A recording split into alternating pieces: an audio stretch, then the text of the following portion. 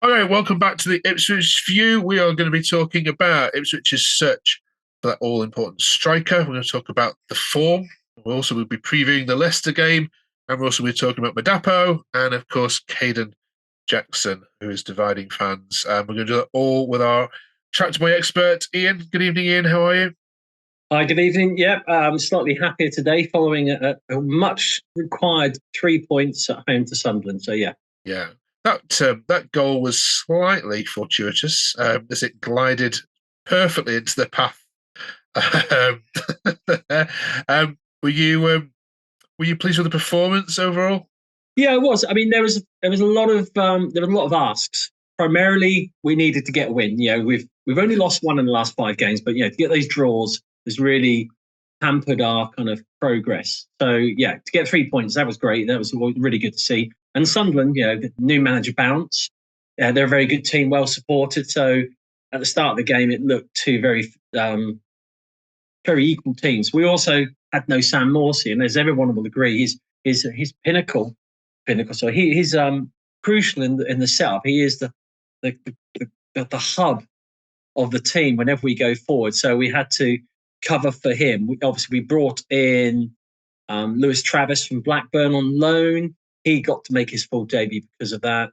Massimo Luongo's been outstanding. He was suddenly injured, so then we brought in Jack Taylor. So we had a totally new midfield, a couple of changes at the back, and as has been well documented, still no George Hurst. He's probably out now until at least end of April. Might be able to make it back for the last game or so. We'll see. So there was the whole, question: who is going to be starting up front? And we have got two other strikers on the bench, yet people are still saying, I think Broadher to be starting up front. So, for Jackson and Ladapo not to even get the feature would have been interesting. And Jackson got the nod and, chiefly put the ball away to take us level at one point in the game. What's your personal view then on Kayton Jackson? Because there are many fans who would prefer him not to start. Where do you sit? I've always been a fan of his. He came to us with a really good scoring record, although be it at Accrington Stanley. And he was set into a team a long time alongside Norwood. And the partnership that we were promised never materialised. Norwood's fall from grace is well documented now. Kayton Jackson at that point, everybody knew that he was going to be told at the end of the season, you can walk away. He didn't want to do that. He wanted to put the effort in. He managed to gain favour with Kieran McKenna when he came to the club. He actually re-rolled as a right winger and became a deputy for Wes Burns. And then during the season, we had Amari Hutchinson come from Chelsea, who acts as a deputy for Wes Burns, which meant Kayton Jackson had to then pick up the mantle of being a deputy up front again. And with George Hurst's injury, he has stepped in. So I've always been a big fan of his. He's a very fast, very athletic. I don't think he ever stopped giving 100%. I mean, that said, effort's one thing. You still need a little bit of quality. And there have been moments where he's been slightly off the pace with regards, match fit to actually making sure he's in the right position. But, I see glimpses of brilliance when watching him. And he's very different from Hurst. Hurst is much a target man. He's big, he's strong.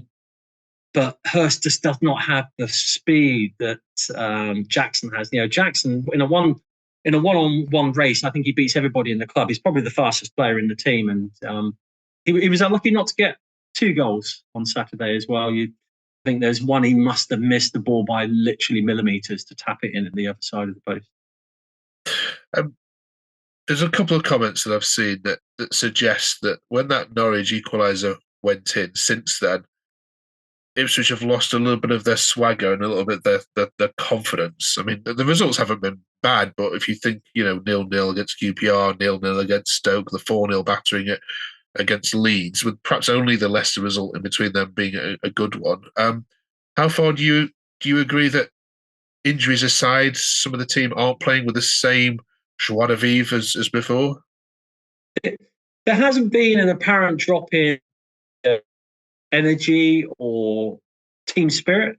I just think it shows you that when you've got a team that's basically brought together on a fairly low budget in comparison to some of the other front runners, and the way McKenna plays that machine, it only needs a very subtle tinkering to make it, misfire. And I think that we had Morsey was treading a tightrope to avoid getting yellow cards. The Watford away game, for example, where we got a great win. But these games, he couldn't fully commit to how he would normally play his game because he couldn't afford to get a yellow card.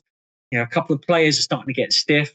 I'm a big fan of taking some kind of break during the winter period because it isn't just Ipswich that suffered, a number of related injuries to lots of games in a short. There's many teams who've had players now who've suffered musculoskeletal injuries, which normally are attributed to a high rate of games in a very short period of time. And then we've had a couple of games where we've had extended breaks. Unfortunately, we had a fan who passed away that it meant that the half time was like 45 minutes. And it was strange that following that, we had a couple of players with fairly nasty muscle injuries. So it'd be where the muscles are, you and I, everyday person, have a kick around the park is one thing, but these are finely tuned and trained athletes, and you need to kind of look after them. So, I think that our blip has kind of been and gone now. Hopefully, we've got Leicester coming up. We can take advantage of a couple of players missing and Fatwa being suspended, as is their manager as well. He'll be off the side then, so maybe it's a good time to play Leicester. Yeah. What was your view of Leicester when they came to Portman Road just on Boxing Day? They are a very good team. Their transition is as fast as ours from one end to the other. I wouldn't say they're the most fluid of teams. I mean, they have got players like Mavididi just is really good. But I still look back at Leeds. I still look at Leeds as having probably, I personally think, the strongest squad in this division. They're just not playing together as a team. I think what's the strength at Leicester is they are a team, and they've got some key players in some key parts of the park who play well together as a team. I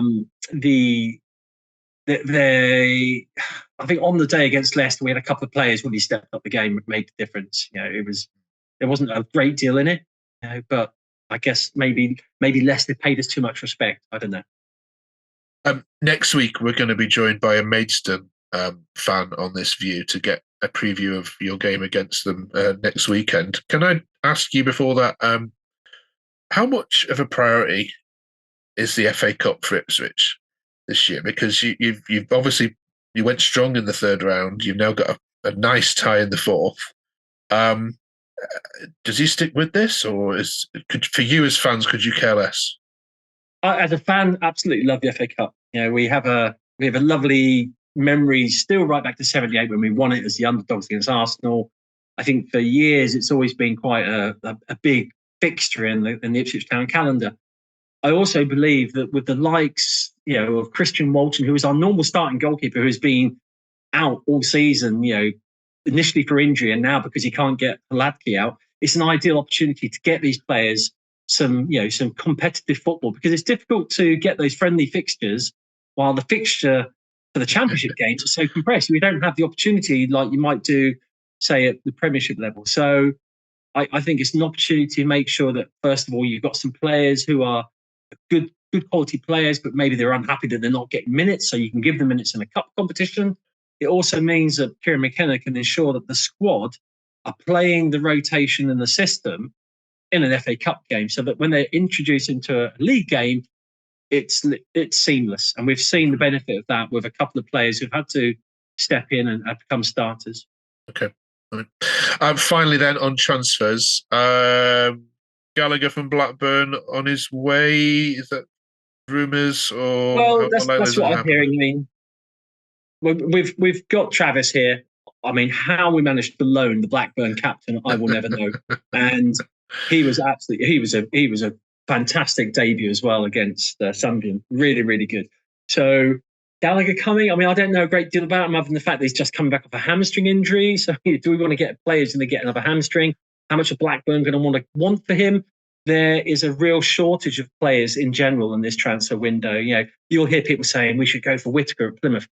Plymouth will not be selling him for less than 6, 7, maybe even 8 million, I would have thought.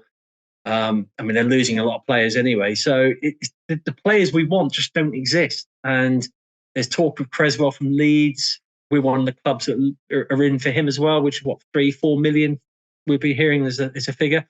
I'm not sure Ipswich can afford to spend much more than 3 or 4 million, because we would then, be hamstrung over some of the fair play rules and stuff, because we'd have to pay some of these players, a much better salary than we want to. All right, let's get some score predictions from you then, Iain. Leicester against Ipswich will be travelling up there this weekend. What's your head said? My head says it'll be a 1-1 draw, the same as it was Boxing Day. I think it's not a lot between the teams. However, as I mentioned, with an untimely red card for one of their players who decided not to go to the Africa Cup of Nations, who's now going to be suspended for the same period of time. The manager's not even on the sidelines. Is Vardy going to be fit enough to play? I don't know. I think if we had a time to potentially get a win at Leicester, it's this Monday. On Monday night, again, under the lights, we spend more time playing evening games. We do 3 o'clock at the moment. So, yeah, I mean, my head says 1-1, but my heart feels that now is that, if you're going to get a chance to beat Leicester, this is probably it. So we need to take that chance. So let's push for a 2-1 Ipswich. Yeah, and you remind him it's Monday, isn't it? Not the weekend. Yeah. Well, good luck to all you Ipswich fans travelling on a Monday night. Credit to you.